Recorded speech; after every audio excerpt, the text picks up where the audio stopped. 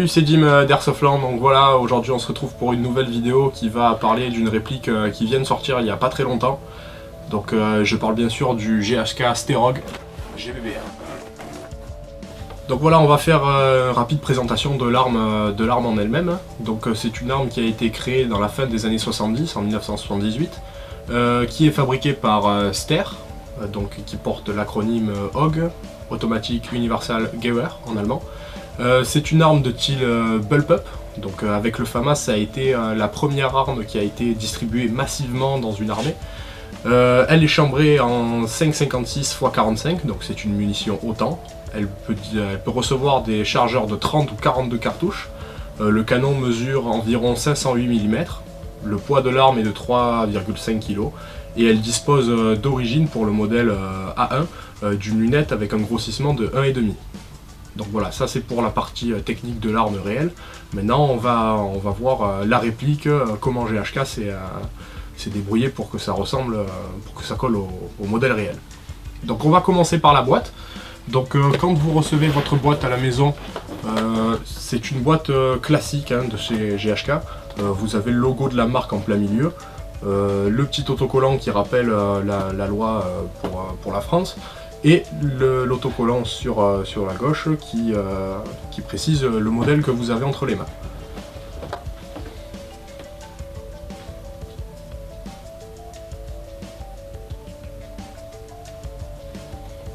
Sur la tranche de la boîte, vous pouvez apercevoir l'étiquette qui comprend le code barre et la référence de la réplique. Hop. Vous pouvez noter que cette réplique est fabriquée à Taïwan. Vous avez la mention qui est marquée sur la boîte. Donc on va ouvrir la boîte, on va voir comment on reçoit la réplique et comment c'est emballé dedans.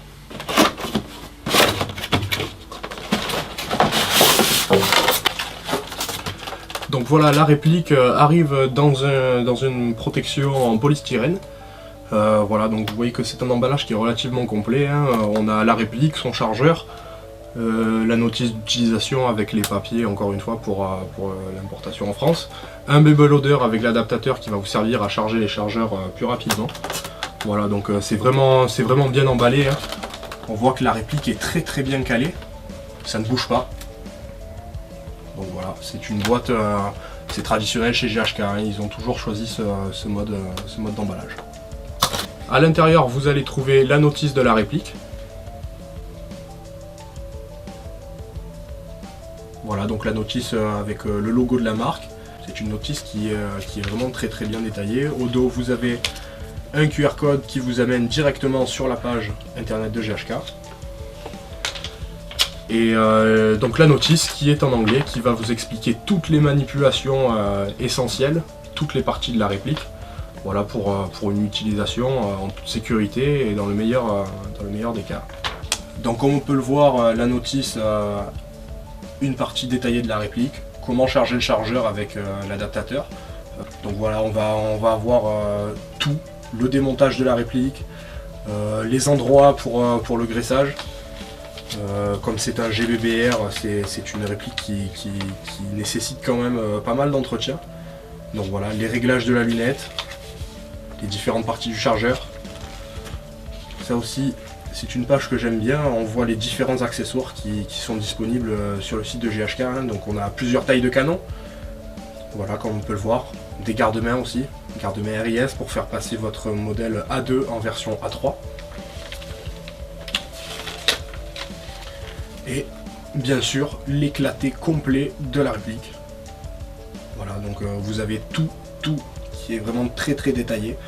Ça va de toutes les pièces du chargeur à cet endroit là, les poignées, la moindre vis est répertoriée. Donc ça c'est vraiment quelque chose que je trouve vraiment très bien. Voilà, parce que ça, des fois il peut y avoir des casses ou quoi que ce soit. Alors je ne pense pas que ce soit fréquent. GHK est réputé quand même pour des répliques de très grande qualité. La réplique en elle-même, donc le fabricant GHK, une longueur de 700 mm, un poids de 2,7 kg, matière, métal et ABS, un canon de 500 mm, on se rapproche vraiment du modèle réel, un chargeur de 30 billes, voilà, donc qui n'est pas enclenché ici, et on nous annonce une puissance d'environ 360 fps.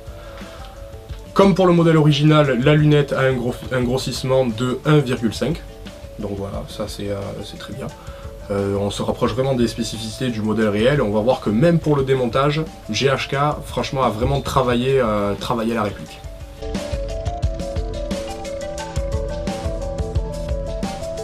Pour les accessoires disponibles pour cette réplique, donc je ne les ai pas en physique aussi, étant donné que mon fournisseur était en rupture de stock. Donc on peut voir que GHK commercialise à part les 3 tailles de canon différentes.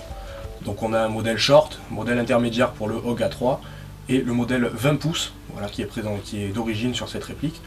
Nous pouvons voir qu'il y a plusieurs sortes de rails que vous allez pouvoir installer à la place de la lunette et un garde-main RIS, comme je vous l'ai dit, pour faire passer la version A2 ou A1 en version A3.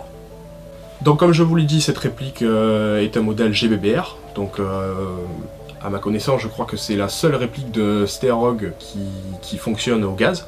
Donc ça fonctionne exactement comme le modèle original. Vous venez insérer votre chargeur rempli en gaz et en billes à l'intérieur. Alors il faut vraiment taper le chargeur parce que quand on enfonce juste comme ça, vous voyez que le bouton d'éjection ne s'est pas activé. Alors il faut vraiment mettre un petit coup sec sur le chargeur. Voilà. Pour que la languette se mette en action. Une fois le chargeur enclenché, vous avez juste à armer le levier d'armement qui est de l'autre côté de la réplique, que vous pouvez voir ici. Donc vous avez un cran qui permet de bloquer le levier d'armement en arrière, et après le rabattre. Pour accrocher une zangue sur cette réplique, c'est très simple, vous avez un attache-angle qui est situé à l'avant de la lunette, et un attache-angle ambidextre qui se trouve du côté gauche de la réplique. L'attache-angle est totalement ambidextre, vous pouvez le prendre et le mettre de l'autre côté. Ça on va voir pendant la phase démontage. Pour les amateurs de Stereog, vous pouvez voir que la sécurité, l'emplacement de la sécurité a été respecté. Vous avez la réplique qui est actuellement en mode automatique, le mode milieu qui permet de tirer en semi-automatique et à fond le mode sécurité.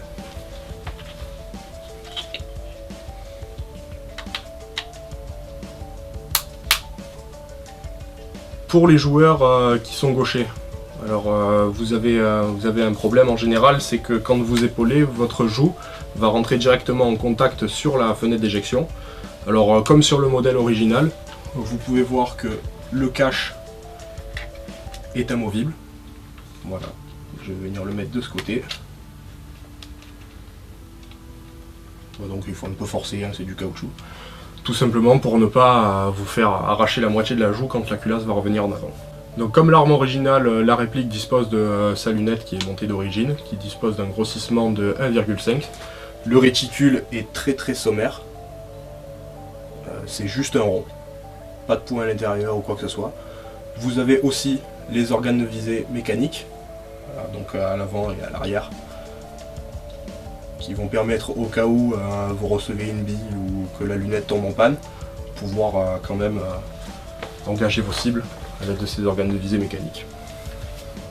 La poignée est répliable comme sur le modèle original, il vous suffit juste de tirer la poignée vers le bas et la rabattre sur le dessous du canon. Pour les personnes qui désirent installer un silencieux, sachez que le canon est fileté en 14 mm anti-horaire. Donc pour ça, il vous suffit juste de dévisser votre cache-flamme pour pouvoir y mettre un silencieux.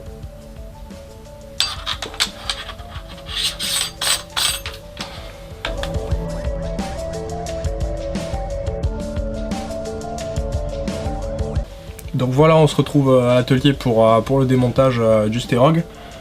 Alors comme on peut le voir, il y a vraiment GHK qui a vraiment travaillé sur le démontage de la réplique. Puisque la réplique est similaire à l'original. Donc moi je trouve ça vraiment plaisant quand même. Donc voilà, donc on va commencer par enlever le chargeur. Voilà. On va s'assurer que la réplique est en sécurité. Voilà. Déplier la poignée. Voilà. Alors, on va commencer par armer la réplique. Mettre le levier d'armement en position arrière bloqué. vous avez ce téton, voilà, qui est ici. Donc vous allez le pousser sous la réplique. Voilà, faire pivoter le canon d'un tiers de tour et tirer vers l'avant.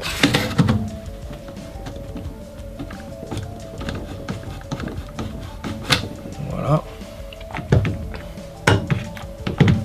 Le canon. Vous allez voir cette pièce, vous enfoncez avec votre doigt. Alors c'est une pièce qui est vraiment dure à activer. Voilà. Vous la tirez un petit peu. Vous remettez le levier d'armement en position normale. Et là, vous tirez la lunette vers l'avant. Et vous allez pouvoir séparer les deux parties. Voilà. Donc là, on a les trois composants principaux du Sterog. Voilà, donc on va maintenant s'occuper à séparer la culasse. Donc on peut voir que c'est vraiment une pièce qui est avec ces deux tiges en aluminium, avec un amorti qui se trouve ici.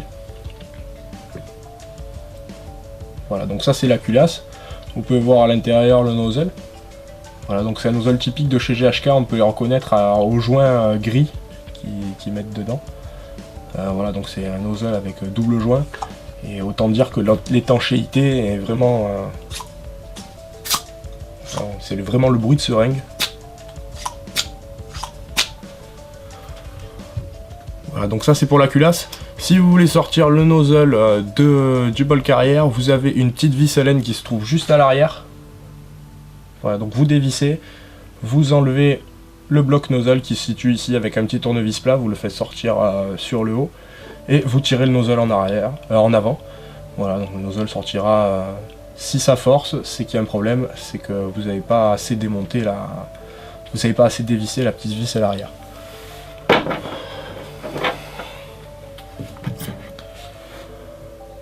On va s'attaquer au démontage du trigger group. Alors ça c'est une opération qui est un peu complexe parce que quand c'est neuf, la goupille, alors on va voir que la goupille c'est la goupille qui sert d'attachant là qu'on va démonter. Alors il suffit d'appuyer sur cette partie là, vous voyez c'est du caoutchouc, hein, c'est mou. Alors c'est un peu dur, vous appuyez et vous tirez l'attachant vers vous, voilà. Vous enlevez le butt pad. Voilà, vous avez cette petite languette que vous voyez ici, là. Vous appuyez dessus et vous sortez totalement. On va faire un peu forcer, voilà. L'attache sangle. Voilà, donc on voit que l'attache sangle est rainurée. Hein. Les différentes rainures se clipsent sur le butt pad et à l'intérieur. Une fois que vous avez fait ça, vous tirez sur la languette sur laquelle vous avez appuyé et vous allez avoir le trigger group complet qui sort.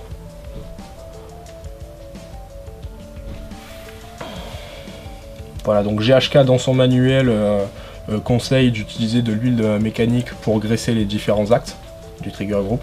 Voilà, donc on peut voir le percuteur.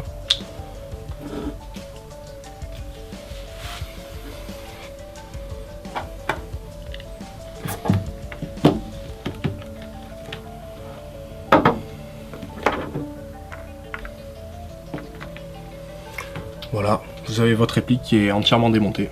Alors si vous voulez accéder au canon et au bloc hop-up, il vous suffit d'utiliser un petit chasse-goupille pour venir enlever la petite goupille qui se trouve ici.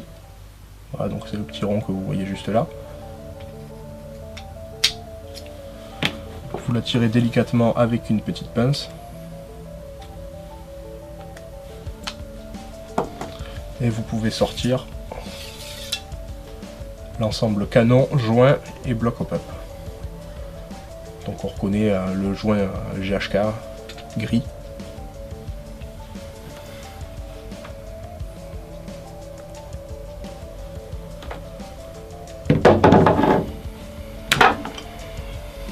Voilà, alors on va remonter la réplique, on va faire ça en accéléré.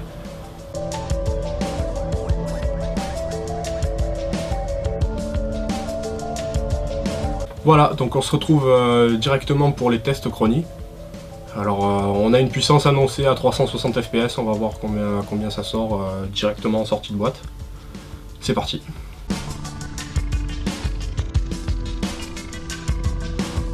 Voilà, donc on est là pour les tests de tir pour le Sterog de chez GHK. Donc bille 0,20 g, Swiss Arms, une température extérieure d'environ 12 degrés. Il fait un peu froid, hein. Donc voilà, on va voir ce que ça donne. On arme la réplique. Et on y va en semi.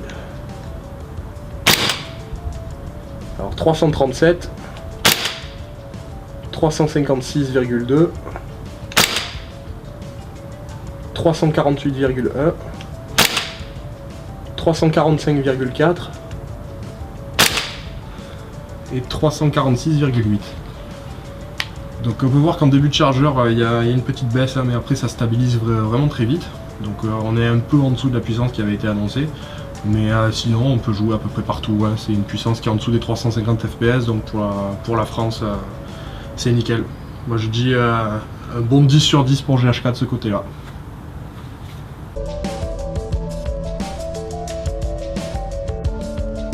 Donc voilà, on se retrouve pour le test de tir du Sterog GHK.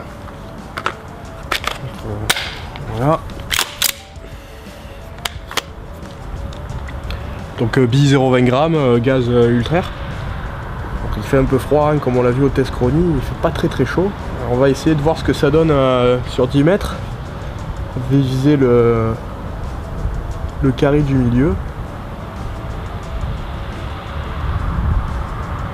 C'est parti.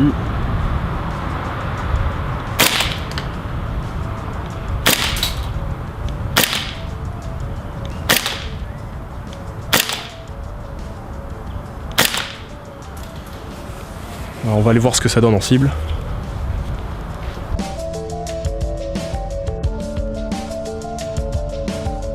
Donc voilà, on peut voir qu'à 10 mètres, on a un groupement qui est relativement serré, hein.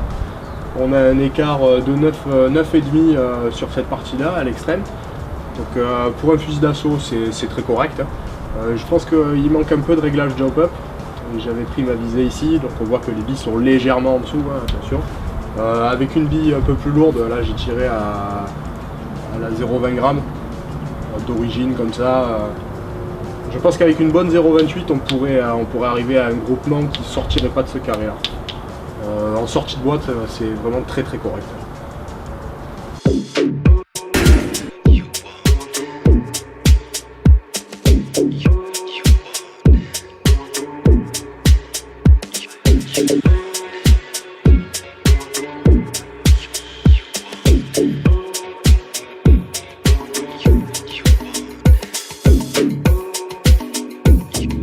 Voilà les amis, c'est la fin de cette vidéo, alors j'espère que vous avez apprécié. Merci à tous d'avoir suivi jusqu'à la fin. N'oubliez pas de partager, liker notre page Facebook et mettre un petit pouce bleu sur cette vidéo. Franchement ça fait toujours plaisir de voir qu'il y a de plus en plus de personnes qui nous suivent. Et moi je vous dis à la prochaine pour une prochaine review.